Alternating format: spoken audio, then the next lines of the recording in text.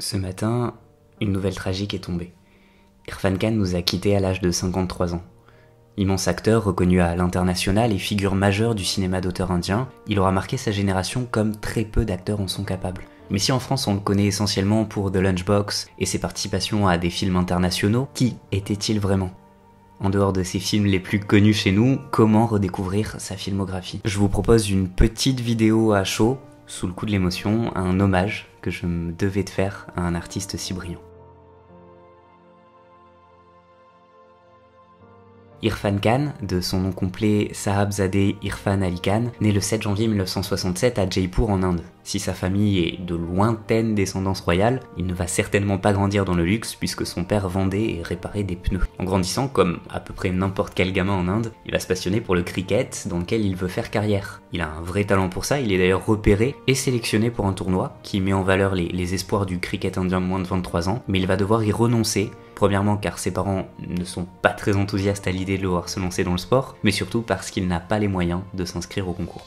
Cependant, après avoir terminé ses études, il va s'inscrire en 1984 à la NSD, la National School of Drama de New Delhi, pour devenir comédien et étudier le théâtre. C'est une école réputée qui a vu bon nombre d'étudiants brillants sur ses bancs, dont Nawazuddin Siddiqui, qui sera la co-star d'Irfan Khan dans The Lunchbox, et le deuxième visage le plus acclamé du cinéma d'auteur indien moderne après Irfan, Puri, mais surtout la légende Shah Rukh Khan. Après quelques apparitions mineures dans des séries télé, il est repéré par Mira Nair alors qu'il est dans sa dernière année d'études à la NSD, qui lui offre un rôle secondaire dans Salaam Bombay en 88. Malheureusement, l'essentiel de son rôle va être retiré du montage final, sans raison apparente. Salaam Bombay remporte la Caméra d'Or à Cannes et sera nommé aux Oscars dans la catégorie meilleur film en langue étrangère, et Mira Nair et Irfan Khan vont se retrouver des années plus tard. Les années 90 vont se limiter essentiellement à des rôles franchement dispensables dans des séries télé tout aussi dispensables. Il sera tout de même remarqué dans la mini-série d'art dans laquelle il joue un tueur en série face à KK Menon, un acteur indépendant qu'il retrouvera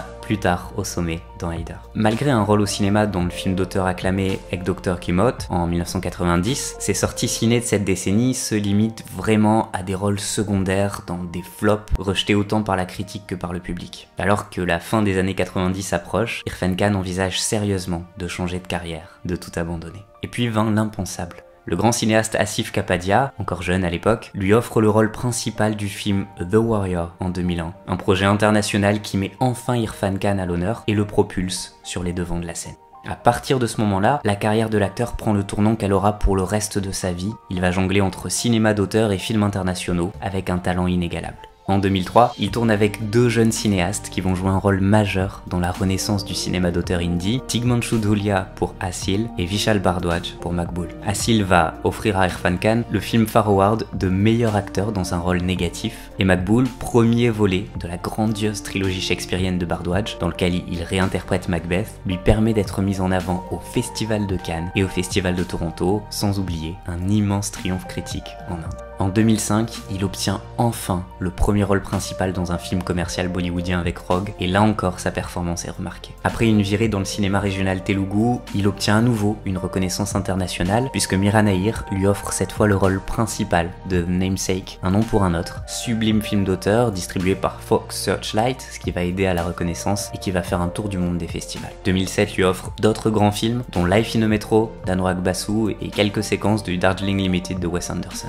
En 2009, Slumdog Millionnaire lui offre une fois de plus une reconnaissance internationale, et d'ailleurs HBO confirme en lui offrant l'année suivante un rôle dans la série In Treatment. La suite relève du sans faute pour le box-office The Amazing Spider-Man, pour le triomphe critique et commercial local Pan Singh Tomar, et l'Odyssée de Pi qui va allier succès critique, reconnaissance commerciale et succès international. Même s'il est reconnu dans le monde entier, le cinéma indien va toujours rester le premier amour d'Irfan Khan, et il va même refuser un rôle dans Interstellar pour tourner The Lunchbox et D-Day. Le premier sera acclamé comme un des meilleurs films d'auteur indien de la décennie, immense succès commercial et critique à l'international alors qu'il avait été tourné avec un budget ridicule, et le second sera un thriller d'action politique vraiment remarqué en Inde. Les années suivantes seront composées de très nombreux succès, de très nombreuses récompenses et d'une reconnaissance de plus en plus grande.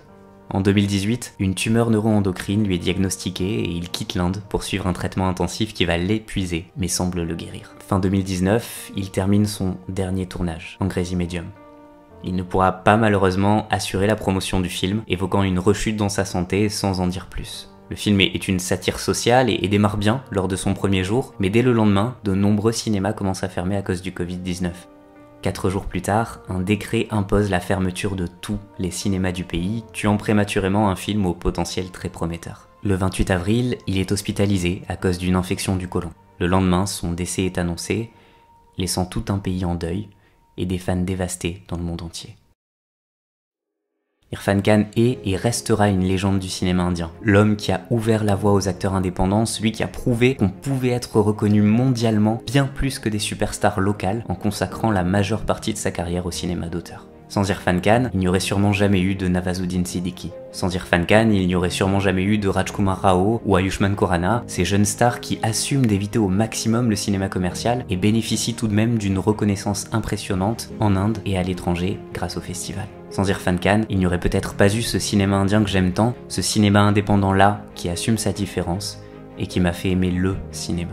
Alors conscient que je lui dois une grande partie de ma cinéphilie, j'avais envie de lui dédier ces quelques mots. Pour finir, j'aimerais vous proposer quelques films de sa filmographie exceptionnelle, en évitant les films internationaux que tout le monde connaît, ainsi que The Lunchbox dont j'avais déjà parlé dans ma vidéo sur les 5 films pour redécouvrir Bollywood. Talvar est un film d'enquête tiré de faits réels et dénonçant l'injustice du système juridique indien. Sans rien vous divulgacher, le film a remis au cœur du débat un procès controversé et certains estiment qu'il en a même influencé l'issue. Quoi qu'il en soit, la réalisatrice Meghna Gulzar signe un très bon film à la tension psychologique rare, sublimée par la performance d'Irfan Khan. Maqbool, premier pas de ce que deviendra l'œuvre majeure du cinéaste Vishal Bhardwaj, découvrez cette trilogie shakespearienne qui n'en devient que meilleure de film en film. Irfan Khan s'impose entouré de fabuleux acteurs comme Pankaj Kapoor et Tabu, et l'acteur reviendra dans Haider, le dernier opus de la trilogie, pour un rôle secondaire mais remarquable. Voyez cette trilogie et voyez-la dans l'ordre, en commençant par Maqbool.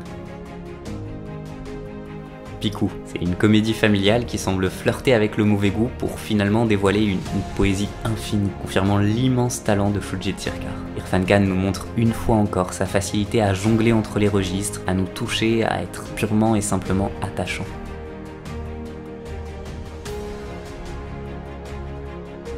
Pan Singh Tomar marque les retrouvailles entre Irfan Khan et le cinéaste Himanshu Dhulia. Ce biopic sportif fait surtout office de manifeste politique, un cri de rage contre la corruption de la société indienne, sa volonté d'écraser le mérite pour favoriser les élites et les politiques locales. Peut-être le plus grand rôle de l'acteur, en tout cas un de ceux qui a été le plus remarqué en Inde.